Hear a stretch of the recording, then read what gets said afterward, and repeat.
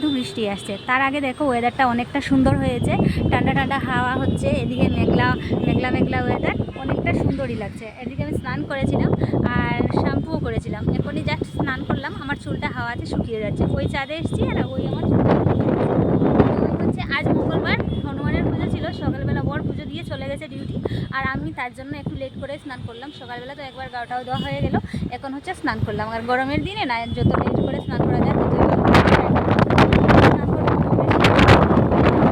অবস্থা আর হাওয়াতে আমাকে সত্যি উড়িয়ে নিয়ে যাচ্ছে। যদি আমি দেখাই তাহলে এই যে আমার পাগল পাগল অবস্থা দেখতে পাচ্ছি, সত্যি হাওয়াতে উড়িয়ে নিয়ে যাচ্ছে। বুড়িরা হচ্ছে বুড়ি মামার সাথেই রয়েছে, আর ওকে ওর মামার সাথে রেখেই যাবো হচ্ছে বাজার।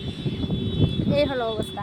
আমার গাছগুলোকেও এখন আর নিয়মিত দেখতে আসতে পারি না, যার কারণ হচ্ছে একদম টাইম হয়ে ওঠে না। এদিকে রাতে ঘুমোতে ঘুমোতে প্রায় 2টো মতো বেজে যায়। কাল রাতে তো বাইকে নিয়ে ঘুমোতেও পারিনি, আর এদিকে এমনিতেও মানে ঘুমোতে ঘুমোতে অনেকটা লেট হয়, ঘুম থেকে উঠতেও লেট হয়। যেহেতু ঘুম থেকে লেট করে উঠলে না কাজে কিন্তু সব কাজেই লেট হয়ে যায়, তার জন্য একটুও টাইম হয় না। কাজ কমপ্লিট করতে করতে বুড়ির মিস চলে আসে, আর মিস যখন আসে না, বুড়ির পাশে যদি আমি না বসি তাহলে বুড়ি পড়বেও না, শুধু বলবে মাম্মি তুমি আমার পাশে বসলে না কেন, পাশে বসলে না কেন। তারপর হচ্ছে কান্নাই শুরু করবে। তার জন্য হচ্ছে বুড়ির পাশে বসা আর পাশে বসতে হয়। আর আমি না বসলে বুড়ি পড়তেও পারে না, এই একটা কথা হলো, বুড়ি পড়তেই পারে না। এদিকের যদি অবস্থাটা আমি একটু দেখাই তাহলে এই যে দেখো অনেকটা এই বৃষ্টিতেও লোকজনও দেখো কী অবস্থা, এই যে দেখতে পাচ্ছ।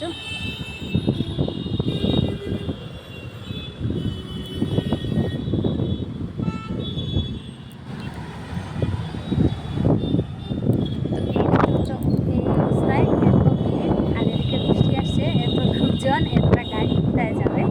তো সব কিছু মিলিয়েই অনেকটা বৃষ্টি হবে। এখন তো কোথাও বেরোতে চাইলে একদমই ভুল হবে, এখন কোথাও বেরোলে অনেকটা ভুল হবে। তার জন্য এখন ঘরে থাকাই ভালো, বৃষ্টিটা দেখে তারপরে যাওয়া ঠিক আছে। তবে এখন কোথাও গেলে কিন্তু আটকে যেতে হবে, ওইখানে ফেসে যেতে হবে।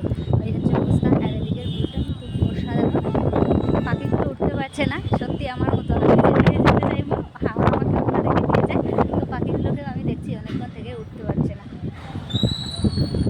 ওই হচ্ছে অবস্থা। এই যে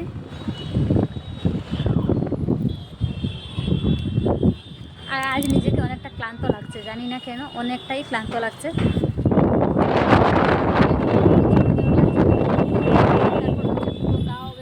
তারপর হচ্ছে হাঁটু ব্যথা, তো এটা একটা বাইরে এসে নাকি শুনতে পেলাম। তো হচ্ছে সবারই জয়েন্টে জয়েন্টে ব্যথা, তার সাথে আমার জ্বরটা একটু কমই আছে, তো জয়েন্টের ব্যথাটা সবার সবার সবাই বলছে ব্যথা করছে। তারপর হচ্ছে জ্বর, আমাদের এখানটায় পুরো এসে গেছে। তো এই হচ্ছে অবস্থা আমাদের, একদম মানে এখানে আর দাঁড়াতেও পারছি না, এরকম মানে ইচ্ছে করে শুধু শুয়েই থাকি। আমার হাঁটুটায় এত ব্যথা হয়েছে, মনে হয় সারাক্ষণ মনে হয় যেন শুয়েই থাকি, দাঁড়াতে পারছি না, পা কাঁপছে, শরীর কাঁপছে, এরকম অবস্থা। আমার কাঠফুল সকালবেলা নিয়েছিলাম, ফুল ছিল না। আজ আমি কলিও নিয়েছিলাম, যেহেতু রাতে ফুল ছিল না।